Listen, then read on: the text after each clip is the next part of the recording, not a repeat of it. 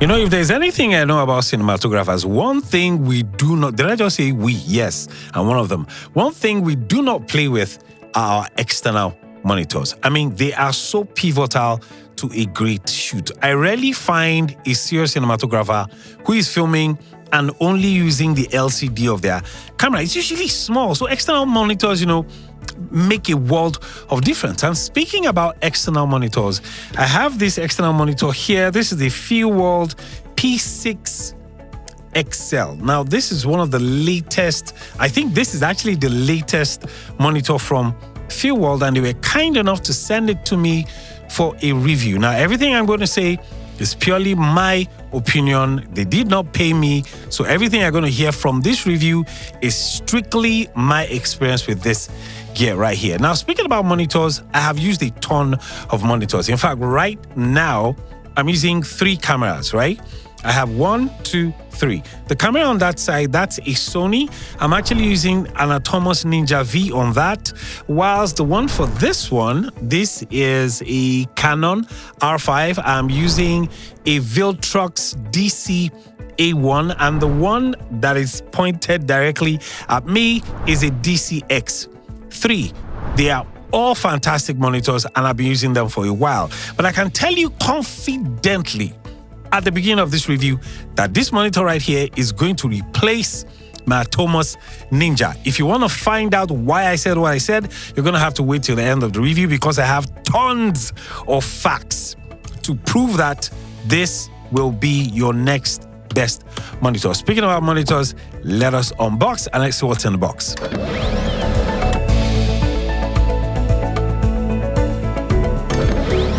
Now, we have quite a number of things in the box. We have the monitor itself, we have the sunshade, we have the sunshade sort of like frame, we have a adapter, a power adapter, we have a hex wrench, we have a USB-C to USB-C-A cable, we have a hot shoe, we have an Allen key, there's another Allen key here, then you have this USB-C-A to Type-C adapter.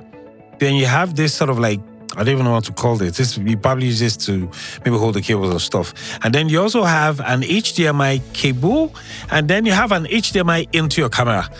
I guess that's basically everything we have right in the box.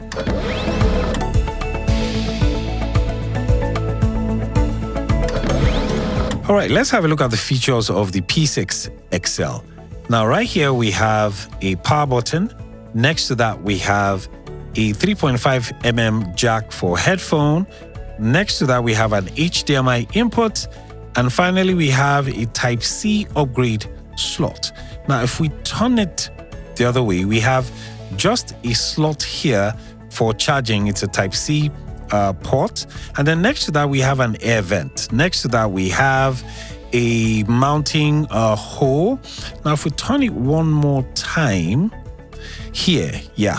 Now, right here, we have another vent, and that's basically everything about the features of the Feelworld P6XL.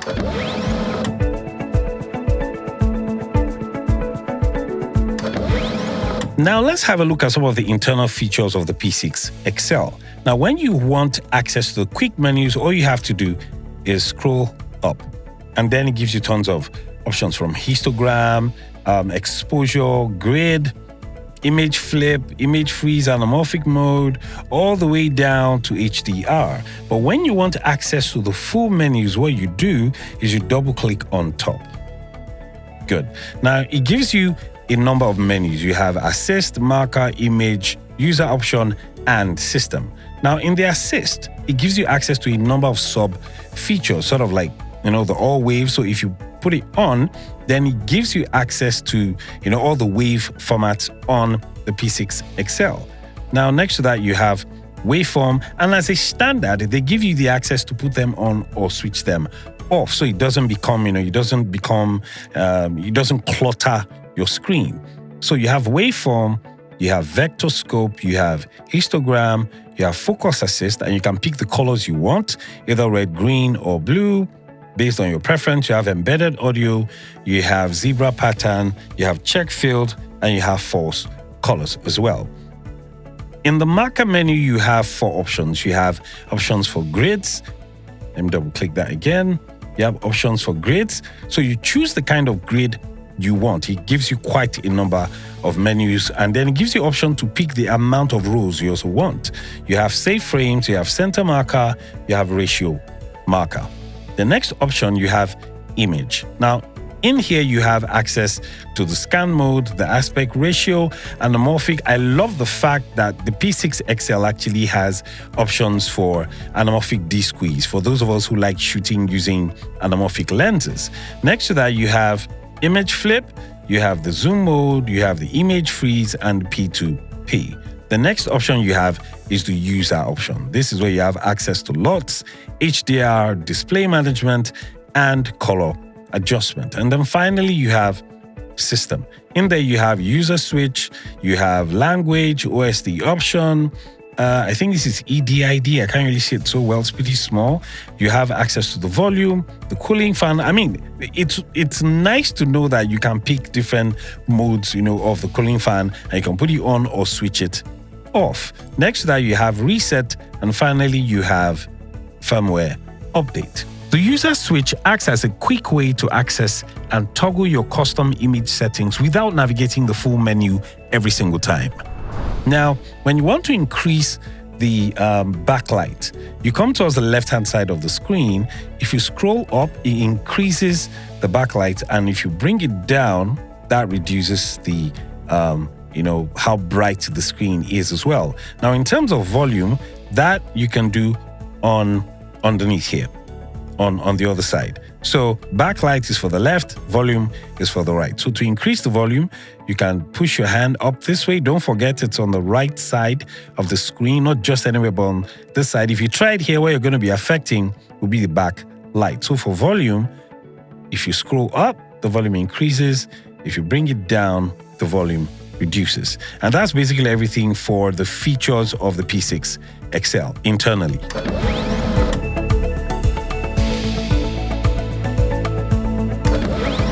Okay, so what we're going to do right now is we're going to compare the Feelworld P6XL to the Atomos Ninja V. Now, some may say, it's a bit far-fetched. One is very professional, one is entry-level. But truth be told is, if we don't compare both, we actually won't be able to tell the advantages that the P6XL has. So what I'm going to be doing is I'm going to be awarding points to each one, just so we see which one, sort of like wins. All right, so let's start with screen size.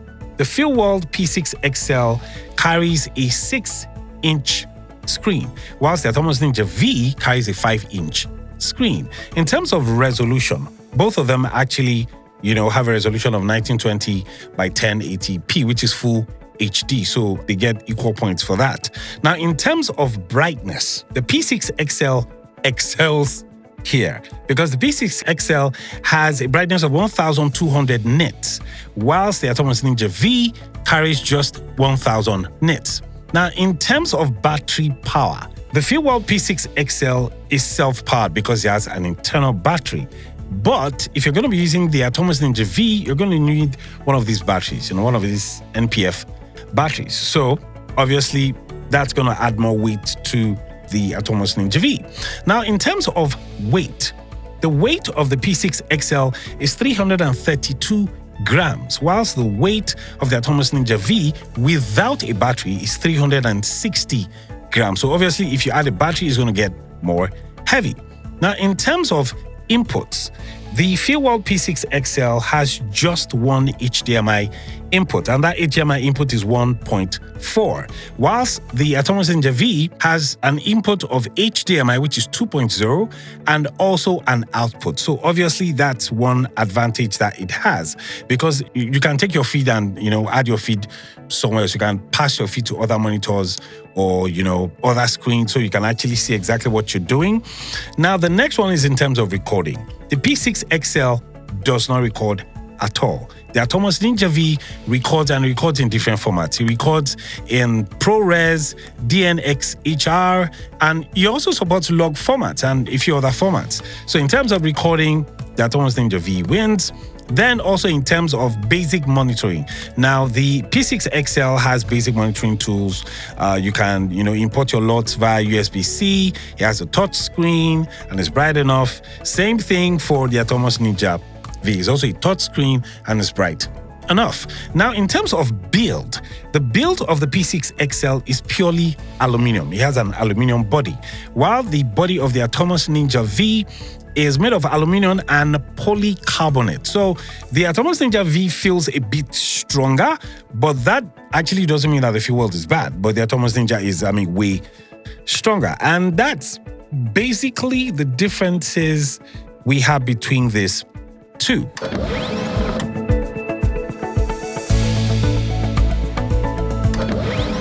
Now, you need to understand that the greatest selling point of the Feelworld P6XL is the fact that it has an internal battery. That's the major selling point. Now, when you're using this monitor, if you use it at 100% brightness, Feelworld says you get about 120 minutes off of it, meaning that if you're using it for less, you probably get more time. Now, to be honest, I have used it to film, but not up to 2 hours. I love how bright it is. Now, it also has a hood, so I really don't have to max out the brightness. At 35, I'm good to go. So meaning I can get hopefully about over 2 hours from this. So, that's a great selling point. Then the next question you'll be asking yourself is, who is this monitor good for?